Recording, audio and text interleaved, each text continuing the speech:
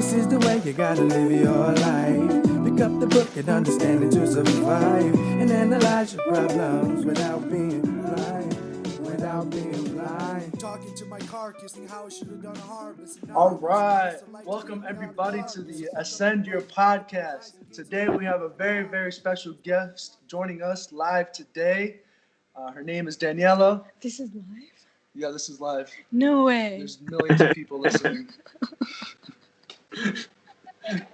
All right, well, Yeah. no, it's not live. 2,000 viewers right now. We're popping right now. 2,000 viewers listening right now. Anyway, we'll run that back. No, it's not live. But I'll keep that in just because it's funny. Be a soundbite. Wait, we're live? Yeah, exactly. Yeah, at the beginning. Wait, we're live? This is live? I'm sorry, you guys. This is too weird for me. I'm so Why is sorry. it weird? Is it because of Ryan? No. Here, the smoke effect will help.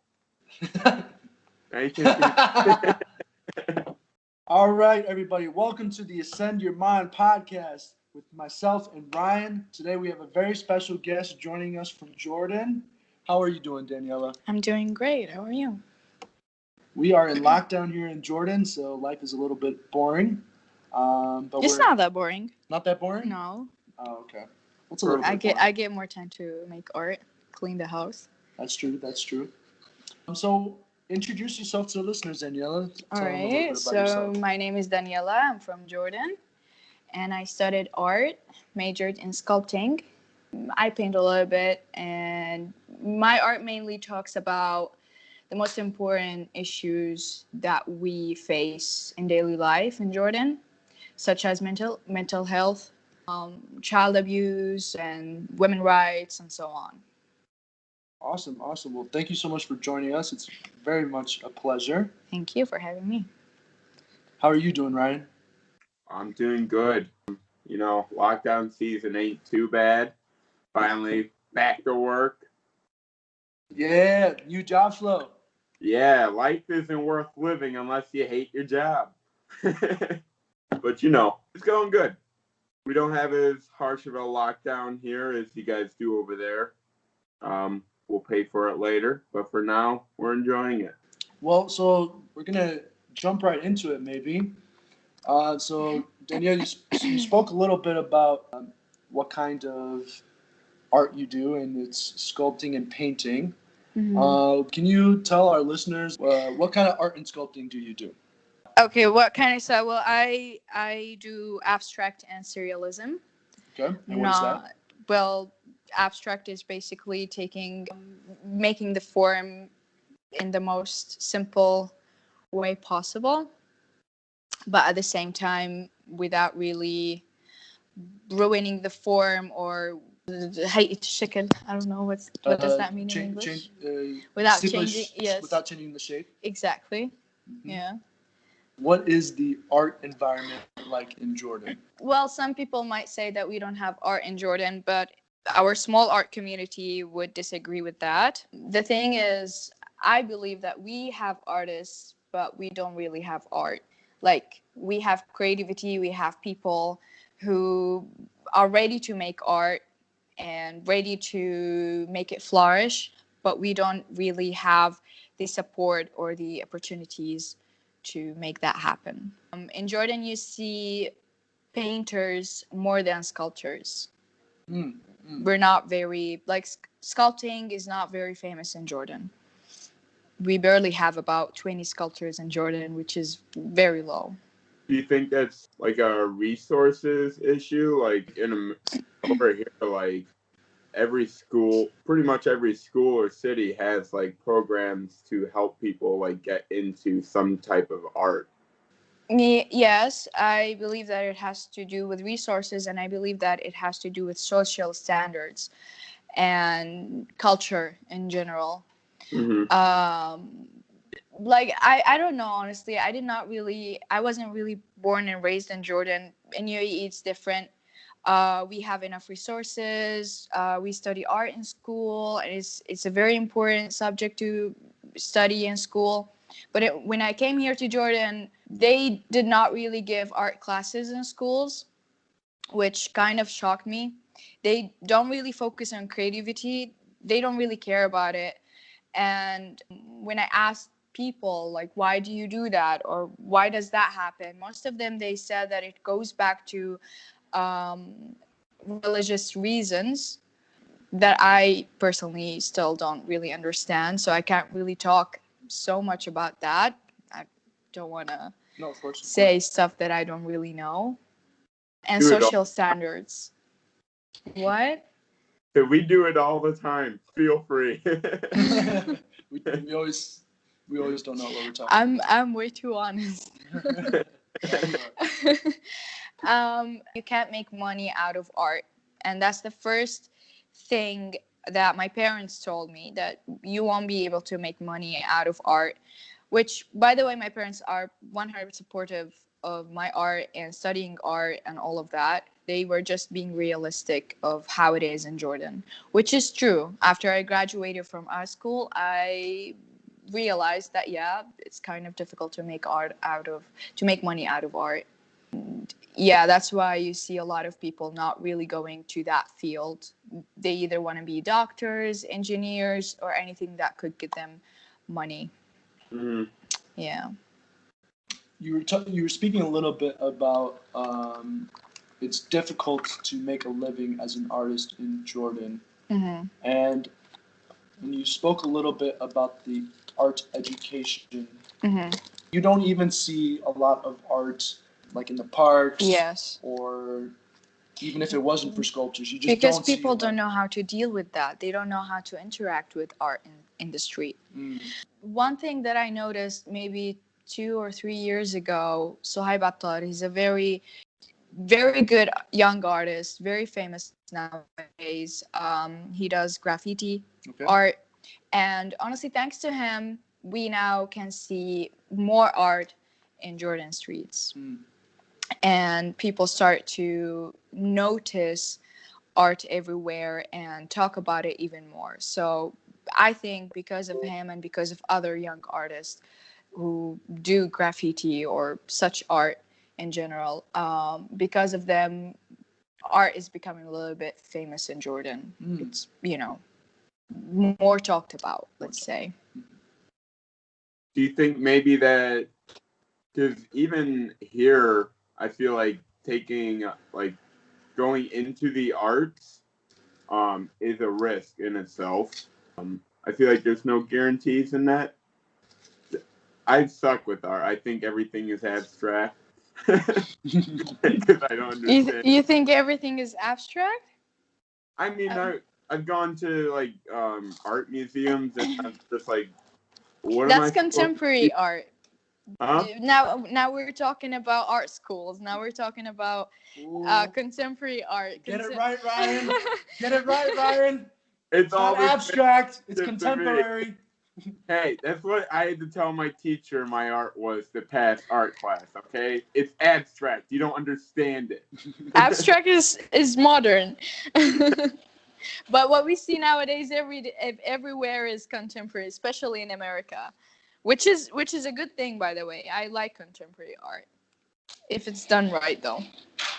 America's got countless amount of people that want to go into the arts because it's been in our lives all of our life. Like since preschool, you're doing finger paintings. You got art class every year of your life. Mm-hmm.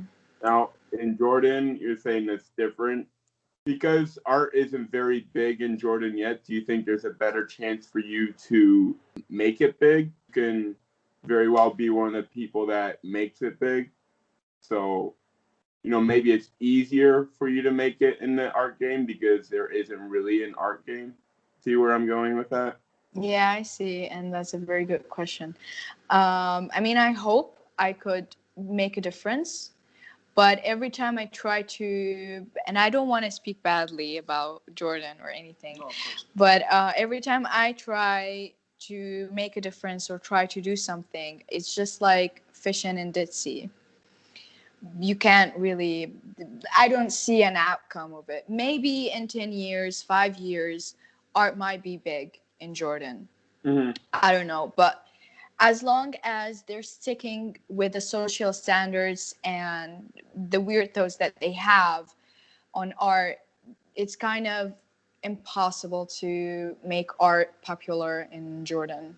Or let's say, I wouldn't really say popular, but I would say well known.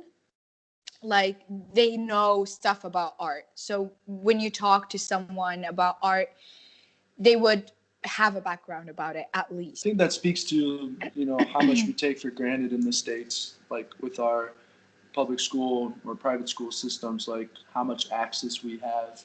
Even if we're not interested in art, we still get an art education. Now you can argue that they're still not well funded, but there is still those programs and opportunities for kids. True, but when you see let's say when you see a public sculpture, you know how to interact with it correctly. You know that it's okay to the sculpture or the paint or the painting, it's okay to be abstract or anything but realistic art. You don't see it as bad art if it's not realistic. That's the difference between America and Jordan. When you say realistic art, what does that mean? I mean, full details. Like for example, Mona Lisa, that kind of art, classic, full details, academic kind of art. In Jordan, it's considered a bad art if you don't do such thing. If you don't do a full detailed painting or a full detailed sculpture, for people who have no idea what art is in Jordan, Right. Yeah, they can't really appreciate anything else other than realistic art. Julian, you feel like there's like a connection between the art in Jordan and music in America, like in the 20s, or when was Elvis getting big? Like the first wave of rock and roll, and everyone's losing their shit. Like this isn't music, and now that is music. Right. That's how I feel about new music now. Like this isn't music. Just a bunch of weird sounds by some drugged out DJ. True, but I guess the core difference, I guess, and I don't want to speak for you, Danny, that you're drawing on is that at least there's opportunities for those expressions to be expressed. Like a new artist in the States or who makes a new genre, or in Europe, wherever, they have bars, they have all these different venues to go to when they have a new type of music or a new type of art. There's always going to be a community.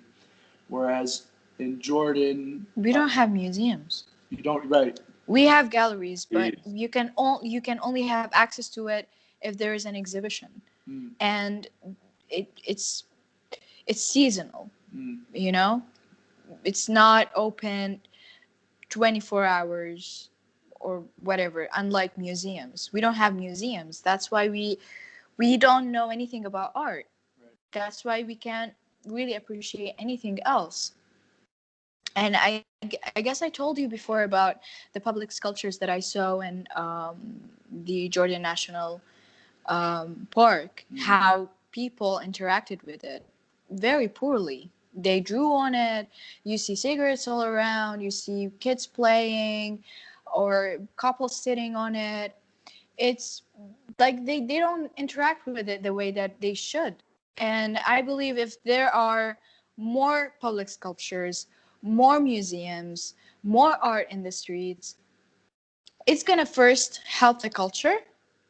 Second, it's going to help people to be more creative, more open-minded. Because I believe through art, you can become a better person. That's why you see a huge difference in pattern of thinking, Americans and Jordanians. You see Americans are more open-minded and Jordanians are a little bit reserved, I guess. Yeah. Ryan's trying to think of something funny to say. I knew as soon as he said that. Trying to think of a good way to put it, but wow, Americans are open-minded. I'm gonna have to remember that. I mean, they're more accepting of change. I'm just being realistic. But what I mean by it is art makes you accept change faster and better. what do you feel are some positive things that Jordan has when it comes to creativity in music, even in music or in art? Like, what are some of the positive things that you see or positive trends? Our small art community, It's a very small art community. yes, they're very supportive of each other because we're very small. I like that. Yeah. And I mean, I I haven't really seen anything positive yet, Mm-hmm. but I do believe that there are some positive sides that I still did not explore, let's say, because I have been in the wrong circle for so long, and now I'm trying to go to the circle that I actually fit in. So a big problem in the States that happens often is school, when budgets are tight, usually the first thing to go is art programs. Now, with somebody that, like yourself, who is advocating for more funding dedicated to art, where there's very little resources dedicated to art, what would you say? Why is it important for more resources dedicated to art education? Like, you touched on it a little bit, but to you as an artist in general, why is it important that resources are dedicated to art and art education? As I said before, it's really gonna help the culture. It's really gonna help. What's the right word for it? Register the history of Jordan. Because I mean, if you look back at the art history, you see from the beginning of time, people used to paint on the walls and drew on the walls to register their own history. So that was the first use of art, right? And I think if we do that now in Jordan, if we focus on it, and it's gonna help the culture. That's one. Two, it's gonna help the kids. If we want to say that our education, it's gonna help the kids to express themselves freely and in a healthy way. Because the first thing that a kid does is paint, right? Mm-hmm. And most of parents, and I blame them for that, they yell at their kids when they paint on the walls. Don't do that. You're just gonna mess everything up, blah blah blah blah blah. And I think that's the first shock for the kid. Like, oh, art is bad. I can't do this. I can't paint on the wall. I don't know. And they probably immediately stop painting or making art, and they're gonna not be able to express themselves freely, and they're gonna grow up in a very bad environment, and you know they might go for violence or any other toxic behaviors. And I think art can restrain all of that, and it can help you to overcome all the toxic traits that you have. I have to think twice if I ever have a kid about yelling at him. I'd answer for a kid drawing on the wall with yell at him. I mean, you can always repaint the wall. You can always, or there are different ways to do it. You We could got just paper. put a whiteboard on the wall, and you could allow your kid to draw whatever he wants. There are a lot of healthy ways to guide your kid if you don't prefer them to paint on the wall. Because there is a saying that I once read. Sorry, there is a saying that I once read. An artist is a child who survived, which means that a child who was capable of painting or expressing themselves through art, and they got the right guidance for that. It's a great proverb right there. But Ryan's still not letting his kid draw on the wall. I mean, that's up to you, but don't yell at him. Just don't make him stop making art. But yelling is how I yell at Julian every day. He does. It's not, yelling. It's just raising my voice so I know he heard me. Just don't make your kids not make art. Don't stop them from doing that. No, send them to my dad's house. Go make art at Grandpa's. I don't care. Leave my walls alone. And you could find very hidden messages through your kids' art. From one of the projects that I worked, did something about child abuse. There are a lot of sketches or paintings that the kids did. They found out that they were raped or abused, blah, blah, blah, blah, through their sketches. Mm. Yeah, you could find a lot of hidden messages. You could tell if your kid has depression, even through his painting. It's very important to pay attention to what your kid is painting or doing. I agree to that, yeah. Absolutely. No, absolutely. That's why it's really sad to see, as budgets are getting tighter around the world, you're just seeing more and more funding cut from art and education. And as a young person, if you don't have sports, if you don't have art, if you don't have music, if you don't have one of those big mediums for creativity, you're just going to express your feelings in not a positive way. Right. And especially during this time right now, I don't know how I would be reacting during Corona, not being able to hang out with my friends. And I'll teach you art. you'll teach me art, Yeah. as long as you teach Ryan as well. Hey, I believe anyone can make art, really. well, that's what I wanted to get to is, like, in America, I feel like there's so many different types of art. Like, I like art, just not paintings. I love video games. I think that's one of the best. This is art. Yeah, interactive art, music, biggest modern day art.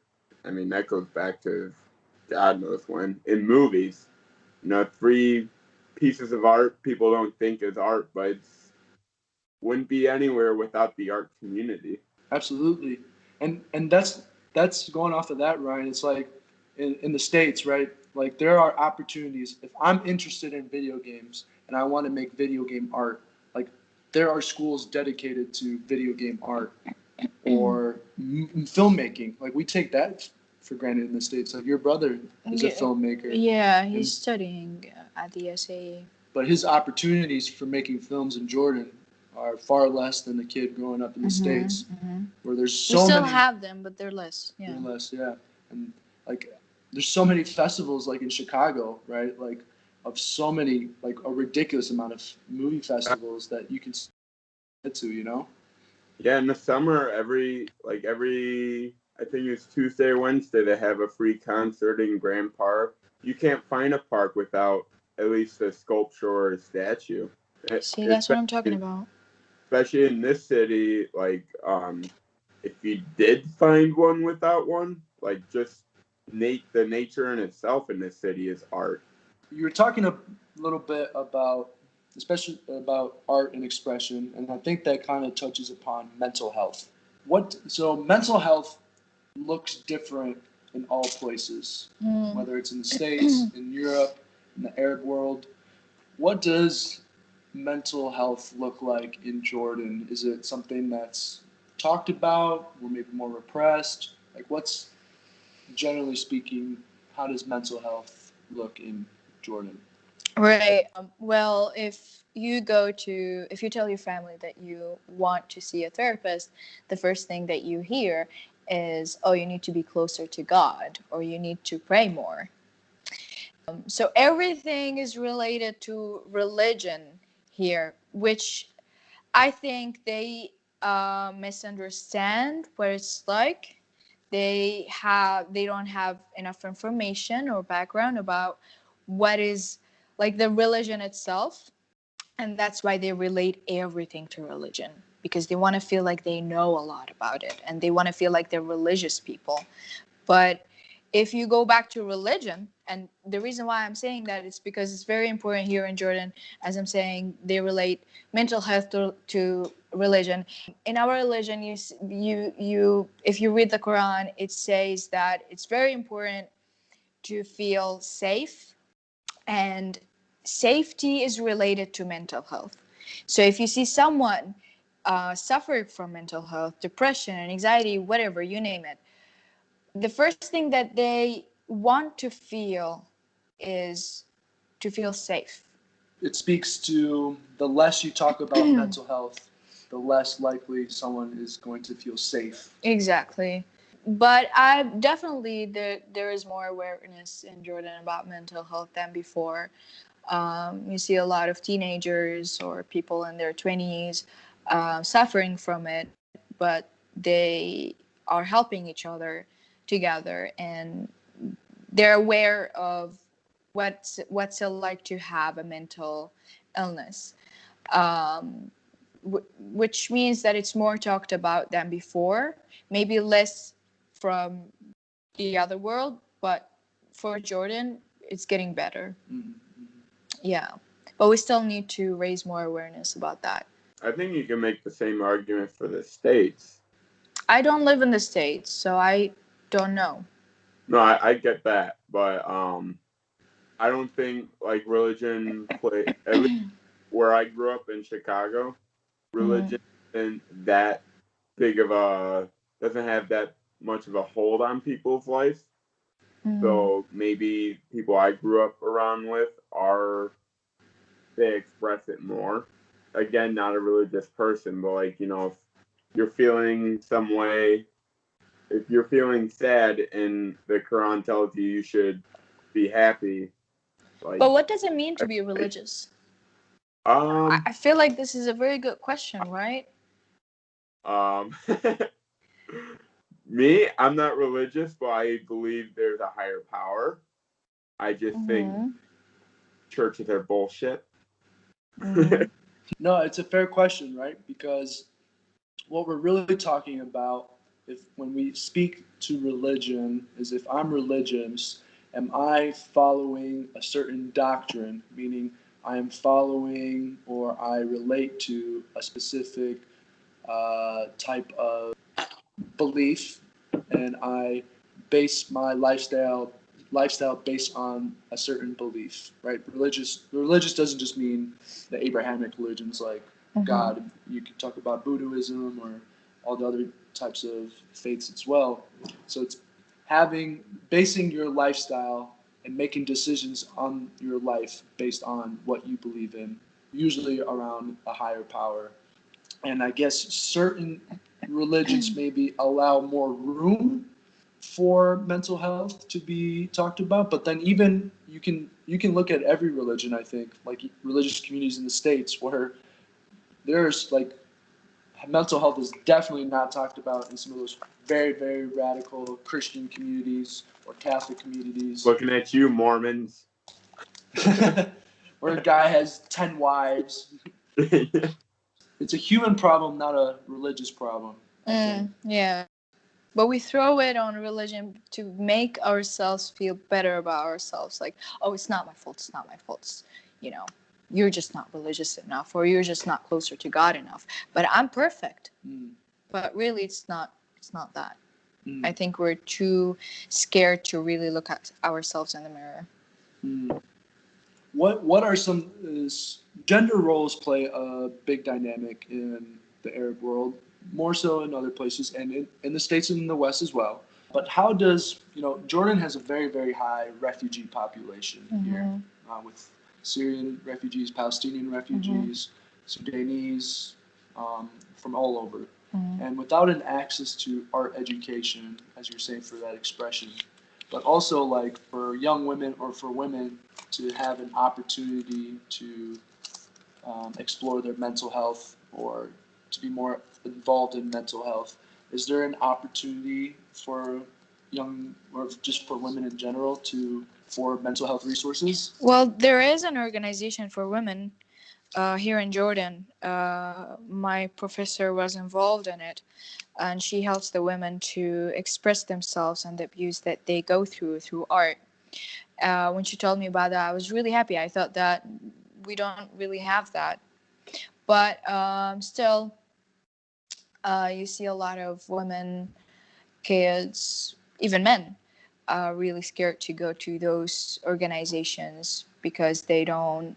I don't know. I guess it goes back to the social standards that it's wrong to talk about it, and you should be patient, and you shouldn't really play the victim role when really they're not. And I think that art can actually give some kind of help for human rights. I don't really like to just talk about women or just kids, because men also suffer um, from such things, from abuse, from blah blah blah blah blah. But it's not very talked about, I guess, in the world. Yeah. Yeah, but also men suffer. I definitely can notice that. Like, I feel like for guys, more like man up. The term man up is used a lot. Like, whenever you're going through some shit, it's like, I've even told some of my friends, like, dude, I know it sucks. Just fucking push through it. You'll get to it. Man up. Yeah, terrible Be a phrase, macho but I man. use it a little too often. Right. When really, I think a true man, or like a real man, is a man who's capable of expressing. No, wait. I'm not done. I'm not.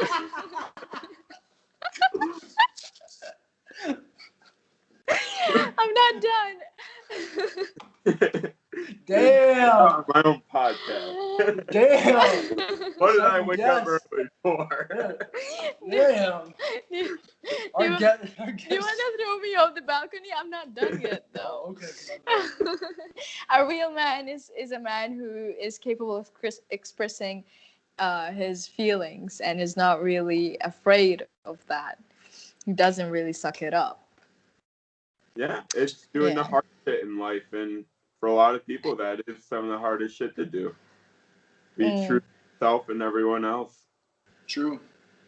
And I guess the question is, because it's not just in Jordan where men feel be strong means not expressing yourself and your feelings. It's one of the things, yes. Right? Mm-hmm. But why does that happen more often than not? Is it social? Is it religion? Like, why? It's social, I would say. I wouldn't say religion, because religion disagrees with that. Yeah. It's social. Since day one, okay, when they have a little girl, they tell her that she needs to be ready to get married. She needs to be a wife material, and her husband is going to take care of her, is going to protect her, and she needs to listen to whatever he has to say or orders her to do, which is wrong. And religion kind of, okay, it agrees with it, but to an extent. All right? It does not, what's the right word, erase the woman's character. But the social standards, it erases the woman's character. And when they have a boy, they tell him that, it's not okay to cry. You should not cry. You're a man, and men don't cry. And it's okay to beat your woman. We don't really see that a lot, but it happens, okay? And it's okay to, just be tough with a woman or any of that, because that's how a man should be like. But when I have some conversations about that with some people, they'd be like, oh, no, we don't really have that. We see that, some men, they treat their women really right. And I agree with that. So it's really difficult to say if women have rights or not in Jordan. But when you hear about an accident, that girl who her father, he killed her and drank tea over her dead body. So when you hear an accident like that, you just like, for the viewers that are listening who might not know about that, so her name is Ahlam. You can look it up. A very big stereotype in the Western world is that certain Arab countries are less progressive towards women's rights than, say, in the West. We're not saying that's true or not, but that is a stereotype. Yes. And so, in reference to what you were just talking about, one, can you speak on women's rights in Jordan and maybe the Arab world? And you were using that example. Could you tell the listeners what that example you just used is? like who she is and what happened. Well, her name is Ahlam. Okay.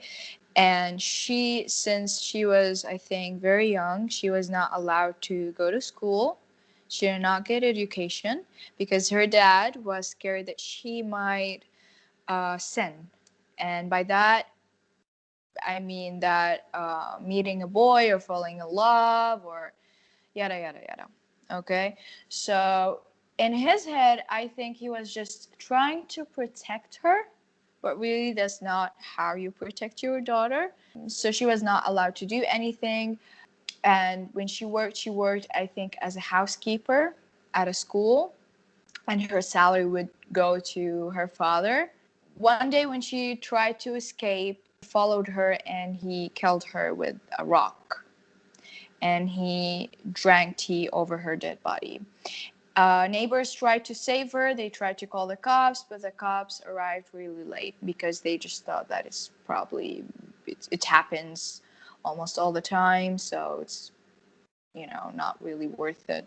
And by the time they arrived, she was dead. You hear such stories a lot in Jordan, and not just in Jordan. I think, I believe that in Jordan it happens less than the other Arab countries, from what I heard from my other Arab friends. I'm not really saying that's a good thing, but it is, you know? Yeah, like such girls, she did not get the opportunity to live her life.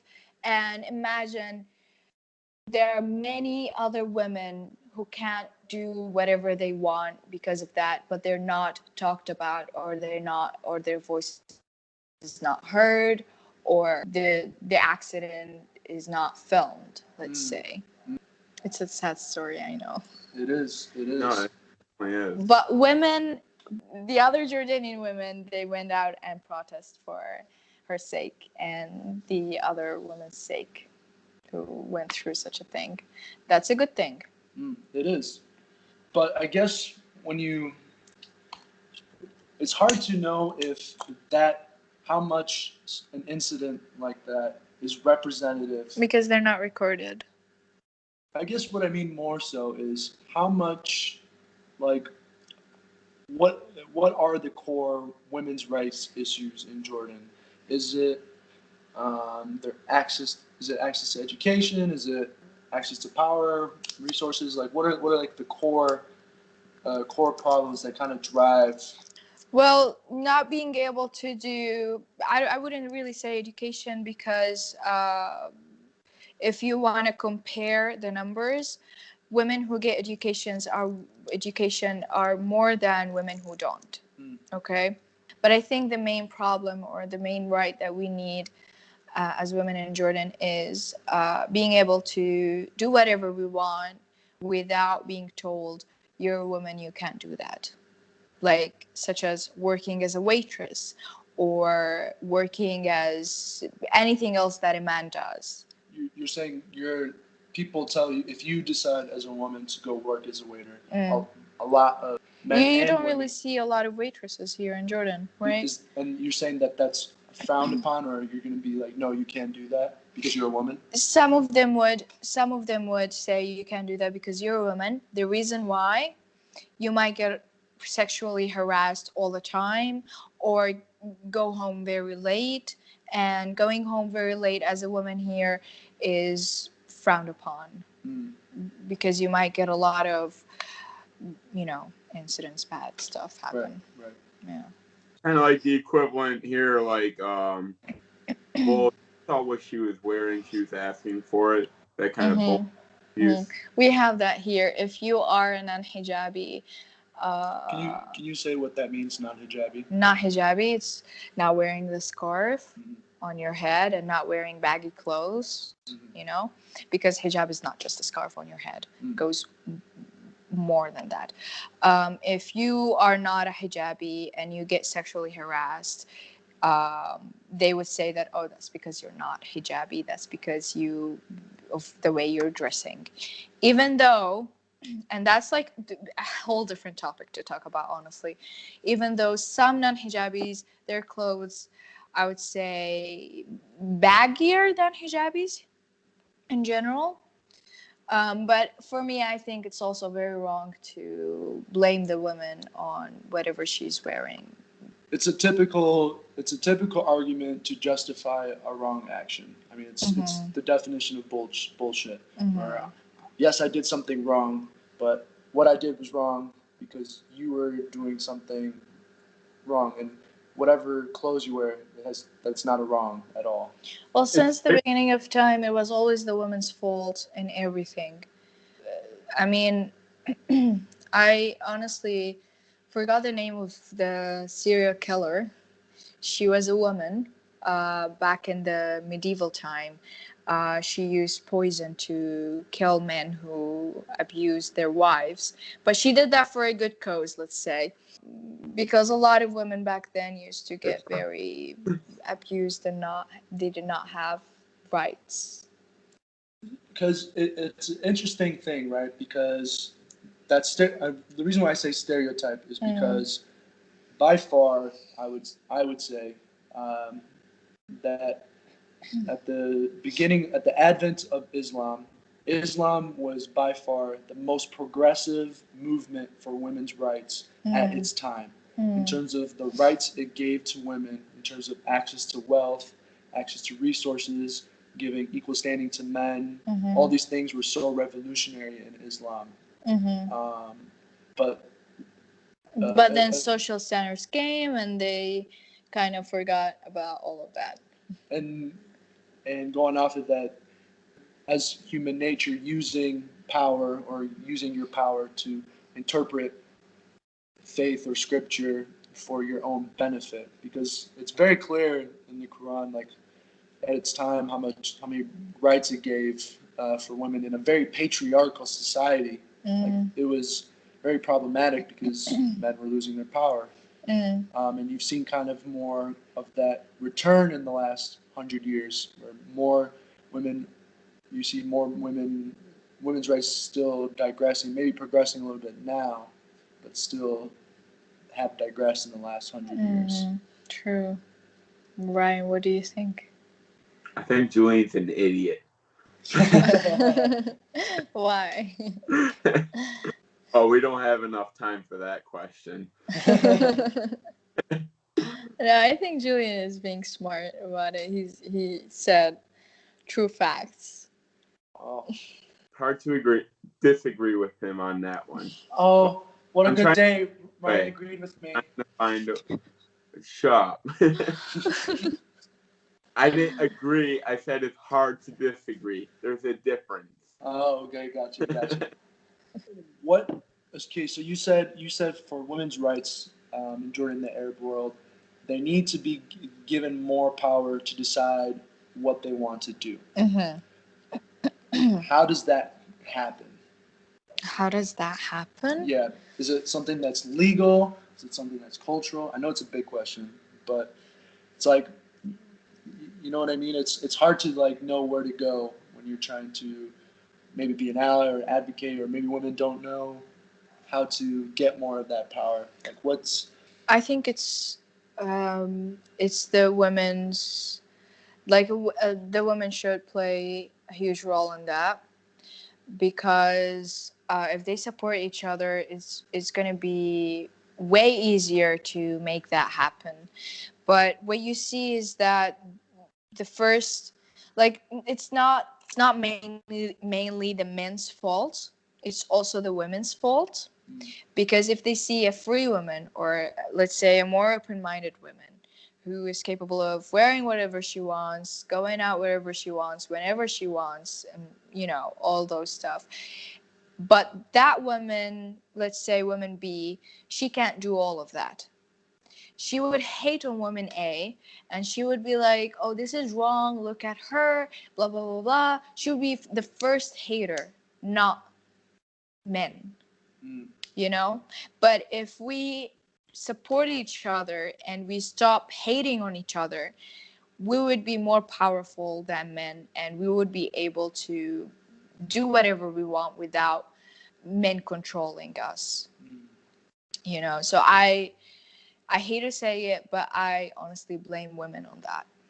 And she also raises her daughter. She passes those stuff to her daughters, and so on. And that's why you see it's kind of difficult for them to break free from those chains, let's say. Mm-hmm. I could see a lot of, like, it's definitely different here, but like, kind of, I'm trying to think of a good way to put this, like a straw man argument. Why are you acting like this when like someone just like you is acting like this the right way? Like, a token, pretty much. Mm-hmm. Like, she can follow the orders, do whatever the hell I say. Why can't you? You're being a terrible woman. That goes back to psychological reasons, because women are more agreeable. This is something that Not it's here. it's very, yeah, because is back then they were more agreeable all around the world, because at first they did not have access to anything and everything, right? And when we opened the door for women to, let's say, work, okay, and she was given less as a salary, less than a man, but she didn't have a problem with that. Why is that? Because she has been in the house for way too long, and she saw that as a huge opportunity for her to work. Oh, okay, this is my first salary. I don't care what it is, what the number is. I'm working, right? That's what she cared about the most. But then as she started, women start working, they notice that, oh, well, I'm getting paid less than a man. I should be paid as much as the man. So they start noticing that. You see where I'm going there? Mm-hmm. So, yeah. In a real fucked up way, that explains why they would want to keep women out of the workplace, because it's a baby step to liberating yourself. True. No, it's very true. That's well put.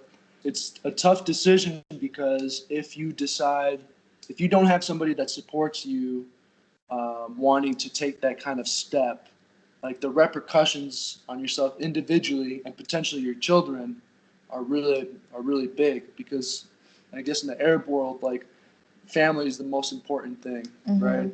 And so if I, as a woman, decide to stand up against, and I say you shouldn't do this, you shouldn't do this, you're gonna get, maybe punishment isn't the right word, but you are going to get some repercussions, not from only your husband, but from everybody in the family, which means your life could be over, Right. as you know it, Right. if you decide to stand up for what you believe or stand up for. But this is happening less now in Jordan, and I'm happy about that. That's a very good thing. Husbands or women, blah blah blah, they're now capable of doing most of the things that they couldn't do, let's say 10 years ago or 5 years ago. Right. So it's getting better. It's getting better. It's moving in the right direction. Yes. But what I really hate is that feminists here, they have, let's say, a misconception of what really feminism is. They hate on men, but it's not really the men's fault. I would say it's also women's fault, and we shouldn't really hate men. We should like them. You know what I mean? Yeah, they blame everything on men, and they really not being nice with them. Same here. Like, my favorite argument, when going against like a hard feminist is, who gave women the right to vote? Men. If someone had to vote on it, and there's only men in government. Like, just because you want to bring yourself forward, you don't have to bring someone else down. Call this shit out as it is. I'm not saying that, but don't. This is bad All feminism. the shit on one person, because there's plenty of shit to go around. No, for sure. I think, that just goes back to, and you and I were talking about this, Ryan, is that anytime you start excluding another group, and look, definitely feminists are have every right, because men, the male side has for all the fucked up shit that they've been doing and have been doing, they have every right to feel the way that they do. Right. 100%. But, there's always a but, right? But movements and big social change takes a large amount of people. So when you start excluding people, change is less likely to happen. The change that you desire is less likely to happen. And to use Ryan as an example, is if you're going to exclude men, they need to be part of the change as well. And they're less likely to be part of it if you're attacking them. Now, they have every right to attack them based on the body of work and record speaks for itself. But I think in any social movement or social change, you can't exclude people that, especially so generally. Yeah, I think I'm just a peaceful person. If you want to make a change, there is no need to attack other people or other stuff. You should actually work together to make the change happen, but not attack each other. Easier said than done, looking at least climate here. We're trying to, I hate to change the subject, but we're trying to like make all the changes to police departments without police departments like opinion. Like, granted, their opinion the last couple decades have been shit, but you know, if we're gonna make them follow these rules, maybe we should at least have them have their input because they're the ones that have actually done the job. Right. And actually, that's a good segue, Ryan, because here in Jordan, there were elections recently. Yes. And so I guess my question is, are women in Jordan running for positions of power in Jordan? Many. Yeah? Many. I don't know if any of them won, though. I don't even know the new ministers, honestly. Yeah. I did not really check that yet. But, yeah. I mean, they're running, though. They're running. For office. And we do have a female minister. Okay. Yeah. Baby steps. Baby steps. Yeah. Yes. But still, most of them vote for the most beautiful woman, not the most intellectual one. Men will always be men, I guess. It's a sad reality. Yeah. I think just like why someone wins prom king or prom queen, right? It's the same shit. Fuck to be getting Nancy Pelosi. That was a good one. Well, Daniella, we appreciate you coming on to the Ascend Your podcast. You forgot the name for a second. Yeah, I did. Anyways, thank you for coming. We'd love to have you back whenever you have something new or maybe an update. Maybe we'll have 2 ministers next time we talk to you. Thank you so much for having me. Thank you so much. We appreciate it. It was our pleasure. All right. Well, I think that about wraps this up. Yeah, I just lost my train of thought, so we'll end right there. What the fuck were you? What the fuck are you going? I don't know. This beer is good. Yeah. What are you drinking? Pure gold. No, solid gold. Jesus Christ. Get it right. Solid gold. Yeah. Hey, it's $5 for a 12-pack. They have 50% off. $5 for a 12-pack? Yeah, it's pretty good stuff. I've never had this. It's good. Pure gold. Solid gold. All right. بطلت تعرف احكي انجليزي. Ryan can translate into English if you want. No, can he? He speaks fluent Arabic. No, he can't. Yeah, he does actually. Really? Yeah. Yeah? كيف Yeah. حالك؟ Brian. كيف حالك؟ No. I thought you was gonna pull something out your ass. Dude, I was speaking French. You speak French? I failed for 3 years, but yes. Comment vas-tu? That's how are you doing, right? Yes. Fuck. Ça va bien? Okay. Okay. It's been a good 10 years. Give me a break. All right. Okay. So thank you so much for having me. Thank you so much. We appreciate It was it. my pleasure. All right. Well, I think that.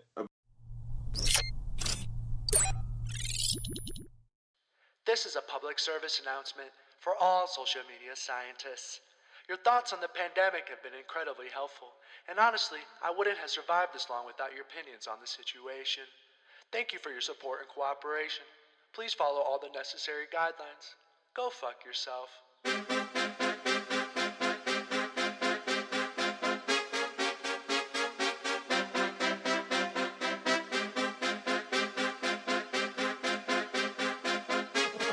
Royal Raven Music. Tell me what happened to society, glorifying memes and dumb notoriety, social media piety, bask in negativity righteously.